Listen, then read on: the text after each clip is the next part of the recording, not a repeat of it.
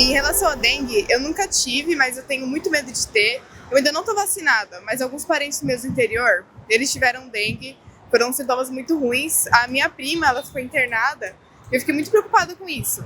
E a dengue ainda tá rolando, tá circulando, e é um problema que a gente tem que enfrentar, infelizmente. Ninguém na minha família teve dengue que a gente saiba ainda. Eu desconfio que meu marido teve dengue uma vez, mas ele foi no SUS, não quiseram fazer teste de nada, ele se curou em casa. Mas o que eu faço para me prevenir eu tenho alguns vasos em casa, então eu não deixo aquele pratinho com água, sempre fico de olho nas canaletas da janela, sabe? Porque às vezes se chove, fica a água parada ali. Perna doendo, cabelo caindo. Eu não tive dengue, ninguém da minha família teve dengue, mas a gente tenta o máximo não acumular água, né, nos nossos vasos de planta. Lá em casa a gente planta muitos, tipo com pimentão e essas coisas, e a gente tenta ao máximo não acumular água. Bem-vindos ao Bora Geral Saúde. Eu sou o Hélio Rodrigues e aqui a gente fala sobre saúde pública com os pés no território, coração no SUS. O tema do programa de hoje é o SUS no combate à dengue. E a produção preparou um quiz diferente para a gente testar os nossos conhecimentos. Vamos brincar de mito ou verdade? Solta o quiz aí.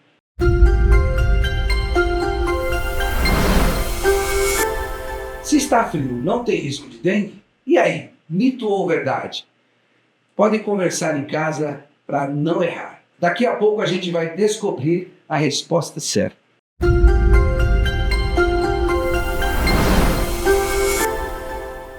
Se você já teve dengue ou conhece alguém que teve, sabe que não é brincadeira.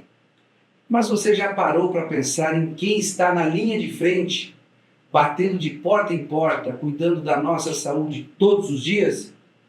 Nesse episódio vamos conhecer o trabalho fundamental dos profissionais do SUS no combate à dengue, com seus desafios, histórias e resistência. Porque sem eles não tem saúde pública que funcione. E para essa conversa, nossa convidada é a Lauriceia Reis. Ela é servidora pública, agente de endemias e secretária de Atenção à Mulher Trabalhadora do SINCEP e conselheira municipal de saúde. Bem-vinda, Lauriceia. Olá, Hélio, obrigada pelo convite e quero agradecer aqui ao oportunidade de participar e bora conversar sobre a dengue. Muito obrigado pela sua presença novamente no nosso Bora Geral, né? Sim. Bom, a gente tem um vídeo para começar essa conversa. Vamos assistir? Segundo o boletim epidemiológico da Prefeitura de São Paulo desta semana, o distrito do Jardim Ângela é o que registra o maior número de casos confirmados de dengue em toda a cidade. Olha só essa tela que nós preparamos para vocês. Essa curva acentuada mostra a evolução do número de casos do Jardim Ângela, do primeiro boletim epidemiológico, ali da semana de 13 de janeiro, até o 16º boletim, que é o dessa semana, lembrando que os boletins são semanais. São Paulo tem 9 mortes confirmadas pela doença e investiga outras 72, números da capital. E a situação no bairro que é preocupante, né? A gente tem os números aqui detalhados para mostrar para vocês, vai aparecer também na tela. Olha, o Jardim Ângela lidera o ranking, então, com 747 casos. E aí depois aparecem Capão Redondo com 552 casos, Grajaú também na Zona Sul com mais de 400 casos, Brasilândia, Zona Norte, 402 casos, Campo Limpo também na Zona Sul com 335 casos confirmados de dengue. Agora a gente vê um outro recorte, né, um outro número aí, vamos ver a incidência por 100 mil habitantes, que é o número de casos divididos aí por essa quantidade de habitantes. Novamente, a gente vê o Jardim Ângela, aqui onde nós estamos, liderando esse ranking com o índice de 213,9. Depois, aparecem também Cachoeirinha, 184,0, Capão Redondo, Perus, com 178,8 e Rio Pequeno, com 165,2, né, esse índice aí. Então, a situação é preocupante aqui no bairro e a gente ressalta também as ações, né, que são feitas também nas UBS. Estão aí no rol dos bairros que estão em situação de epidemia, porque tem mais de 300 casos registrados por 100 mil habitantes. A gente também vê bairros entrando nessa lista. Para se ter uma ideia, em uma semana, 5 passaram a apresentar essa situação de epidemia. Vamos ver quais são eles. Na Zona Leste, a gente tem Iguatemi e Jardim Helena. Na Zona Norte, Anhanguera e Vila Guilherme. Zona Oeste, Itaim Bibi. E na Zona Sul, Socorro. Agora, vamos falar do pior cenário, que são as mortes registradas. São 14 desde o começo do ano, é muita coisa. E a maior parte delas na faixa entre 20 e 34 anos. Vamos acompanhar as faixas etárias. Entre 20 e 34 anos, foram registrados 5 casos. 3 mortes por dengue na faixa etária dos 65 aos 79. 2 mortes com mais de 80 anos de idade, com pessoas de mais de 80 anos de idade. 2 também entre 10 e 14 anos, e aí é preocupante porque é a faixa etária que tem a vacina disponível. Uma morte de uma pessoa entre 35 e 49 anos e a outra morte de 50 a 64 anos de idade. A procura pela vacina ainda é baixa, infelizmente. Desde o início da vacinação no ano passado, em abril do ano passado, ou melhor, a cobertura vacinal estimada é de 54,95% da primeira dose. E da segunda dose não chega a 30%, 27,84%. Aí a gente aproveita para reforçar os cuidados com a dengue, né? Nada de caixa d'água sem tampa ou de recipientes com água parada que incentive a proliferação do mosquito. Se tem algum recipiente que fica do lado de fora de casa, lavar, trocar água a cada semana, mas lavar mesmo, esfregando as laterais para evitar que os ovos fiquem ali depositados na lateral e depois o mosquito apareça. Enfim, tomar todo cuidado é pouco, nada de pratinho, aqueles pratinhos das plantas, né? Colocar areia para evitar que o mosquito se prolifere. Todo cuidado é pouco nesse momento, porque o número de casos realmente está avançando muito. A gente vai ter um rápido intervalo e a gente volta para falar sobre esse assunto tão importante que é a dengue.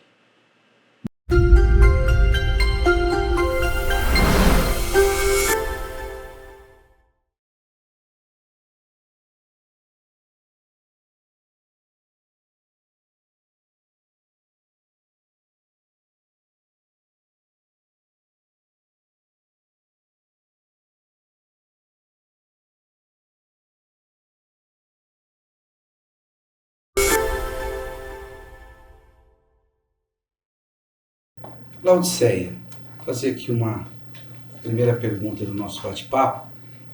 Como o SUS organiza essa frente de combate que a gente pôde observar ali, diversos lugares já tendo bastante incidência da dengue?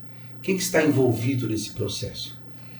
Bom, ele vai organizar, né, com as ações preventivas, então essa coordenação, né, falando um pouco das SUVs, né, você tem as SUVs que são responsáveis, né, por organizar lá os bloqueios de combate à dengue, de criadouros, você vai ter as UBSs envolvidas nessas ações também, tem vários profissionais da saúde que vão estar nessa parte do combate, de ação preventiva, mobilização social, que é mais voltada, né, para campanhas de conscientização, de informação sobre a dengue, porque também é muito importante que a população esteja, né, instruída.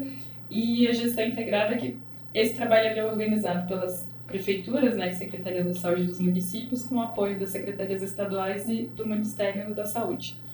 Agora, como que é a ação dos agentes de saúde no combate à dengue cotidianamente? Como é que é feito isso? Então, os agentes de endemias, você tem o casa a casa, que é aquele trabalho mais preventivo do dia a dia, que você visita os locais passando as orientações, e você tem o bloqueio de criadouros, que vai ser um trabalho mais focado onde você já tem casos de dengue. Então, tem um mapa que vai ter um raio em que os agentes vão fazer os quarteirões, visitando as unidades, né, as casas que estão em volta do quarteirão onde a pessoa foi contaminada pela dengue. Vai fazer esse trabalho de orientação, de vistoria, para ver se você tem criadouros de dengue lá. E também é feito a nebulização, né, que antigamente era feita de forma postal, hoje você tem uma mudança, né? Ela está sendo muito mais feita através daqueles carros que a gente chama de fumacê. Então, esse seria o trabalho, assim, do combate à dengue. Há risco para a saúde humana, aqueles fumacê, porque eles passam na rua, tem um horário também, né? O ideal é que ele seja feito de manhã, né? Geralmente cedinho, e o risco é que é um veneno, né? Então, Por isso que, mais importante do que jogar veneno, a prevenção, né, a eliminação dos criadouros, ela é importante, porque você evita de expor, né, tanto os moradores como os animais, inclusive, né, as abelhas e todos os outros animais que fazem parte aí do ecossistema de serem atingidos por esse veneno. Então tem um risco sim, e aí por isso quando a gente vai fazer a aplicação de inseticida, é feita, uma equipe vai antes para poder avisar que vai ser feita aquela aplicação, porque os moradores precisam sair do local e esperar, né, uns 30 minutos até ali para retornar para suas residências. Nessa ação do dia a dia, quais são os principais desafios que os trabalhadores enfrentam?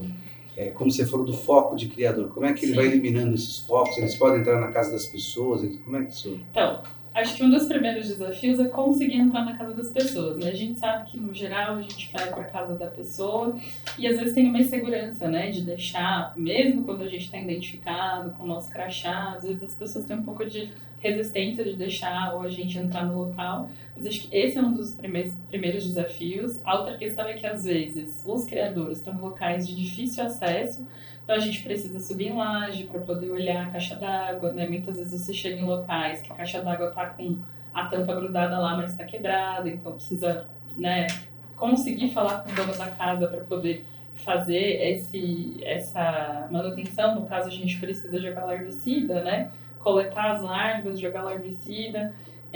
Quando a gente tem material, também faz instalação de tela, mas a tela é uma medida paliativa, ela dura uns 6 meses, né? Então, para a gente o maior foco é avisar para o munícipe que ele precisa retirar aqueles criadouros, né? Pratinho de planta, balde com água, fazer ali a lavagem desses pratinhos, inclusive dos bebedouros de água dos animais, para evitar que se prolifere mosquito lá.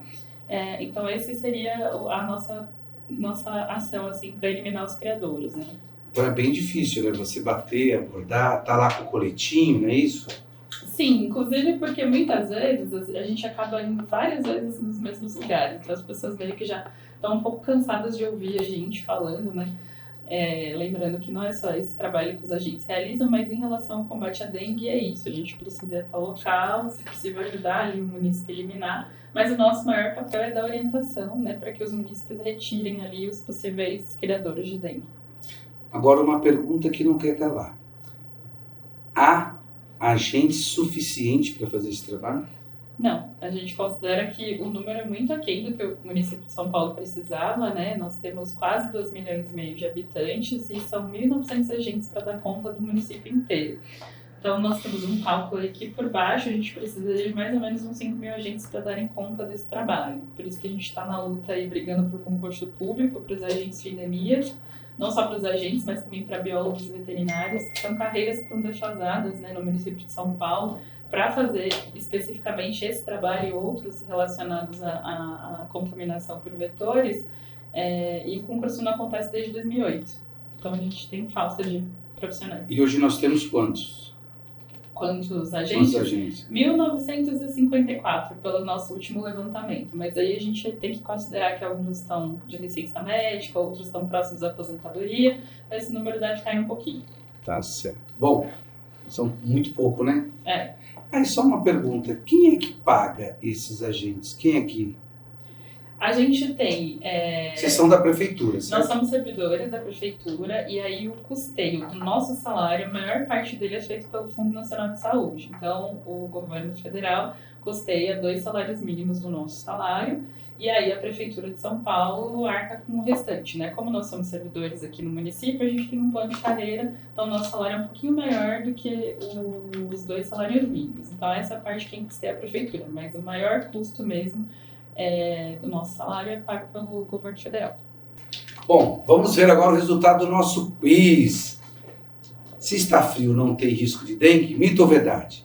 Mito. O mosquito Aedes aegypti desacelera no frio, mas não desaparece. Os ovos colocados em águas paradas podem sobreviver por meses e eclodir assim que a temperatura subir.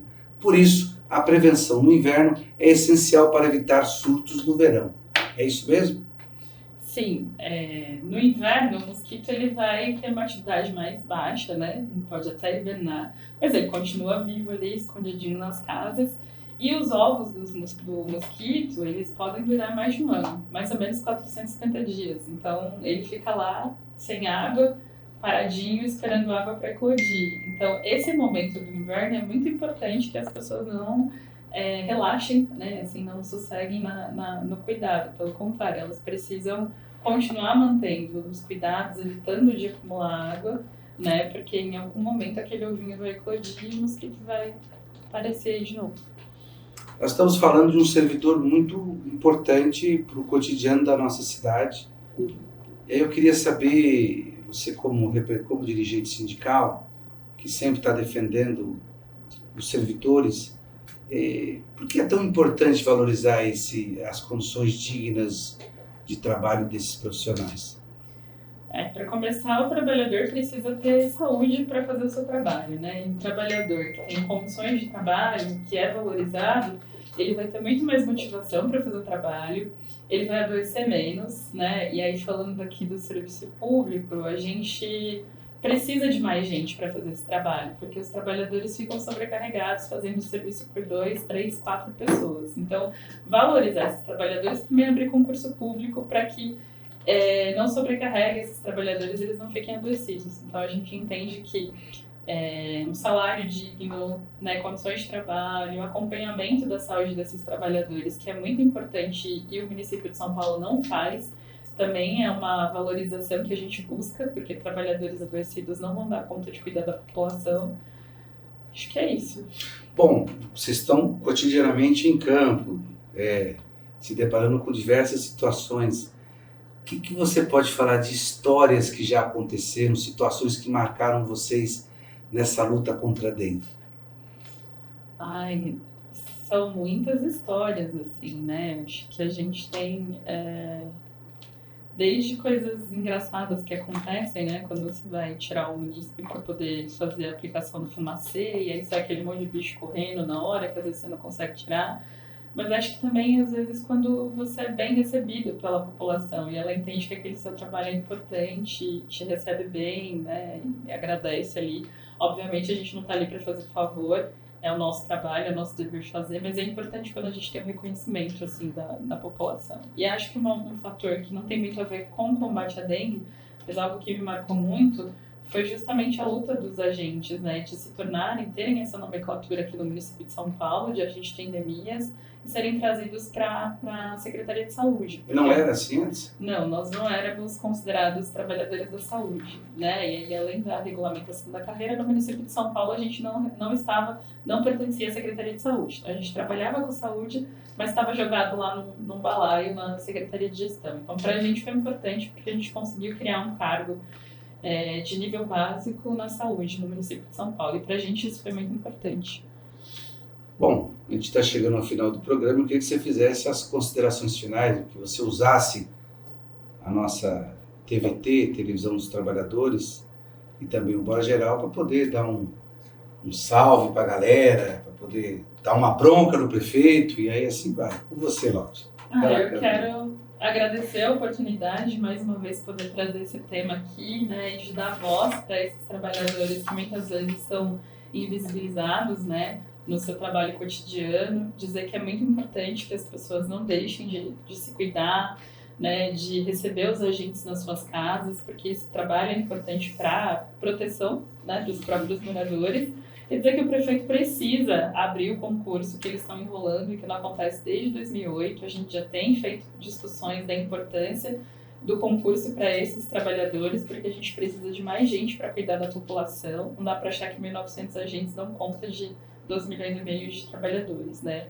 E dizer que nossas funções vão muito além do combate à dengue, né? O secretário de Saúde diz que ninguém conhece o nosso trabalho, mas eu tenho certeza que a galera que está lá esperando a gente para poder fazer a colocação das pastilhas para combater, né, ali a infestação dos roedores, a galera que espera a gente para fazer a catação dos escorpiões, que inclusive são encaminhados para o Instituto Butantan para fazer a retirada, né, para retirar o veneno para fazer o soro, né, o controle que a gente faz da qualidade da água. Então, assim, a vacinação dos animais, são muitas as funções que a gente exerce no município de São Paulo e que a Prefeitura e a Secretaria de Saúde precisa conhecer e respeitar e valorizar.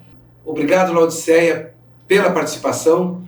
O combate à dengue começa lá na base, com gente de verdade comprometida com o cuidado. Hoje, a gente ouviu quem faz esse trabalho acontecer. Se você também acredita no SUS, ajude a valorizar quem está nele, todos os dias. Até a próxima.